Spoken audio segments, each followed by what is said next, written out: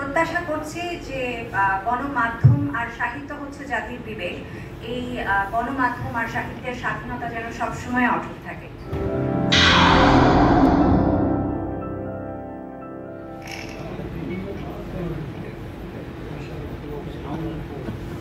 গণ আত্মার যে আত্মত্যাগ, আমার এই কবিতাটা আমি তাদের উদ্দেশ্যে উৎসর্গ করছি। আর প্রত্যাশা করছি যে গণমাধ্যম আর সাহিত্য হচ্ছে জাতির বিবেক। এই গণমাধ্যম আর সাহিত্যের স্বাধীনতা যেন সবসময় অটুট থাকে।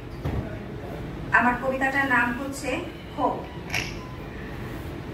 আমি শৃঙ্খলে দেব জিঞ্জির, আমি নিয়মকে দেব রীতি, আমি সমাজের পায়ে পাড়াবো শেকল, ভাঙবো প্রাচীন বিধি, আমি শ্রদ্ধা শেখাবো সত্যের প্রতি, ছিড়বো প্রাচীন প্রথা, আমি চুরমার করে জ্বালবো ন্যায়ের শিখা, আমি সত্য প্রচারে নির্ভীক হব, মিথ্যা দমনে উল্কা, আমি রাতের কালোতে আগুন জ্বালিয়ে বাজাবো দিনের ঘণ্টা।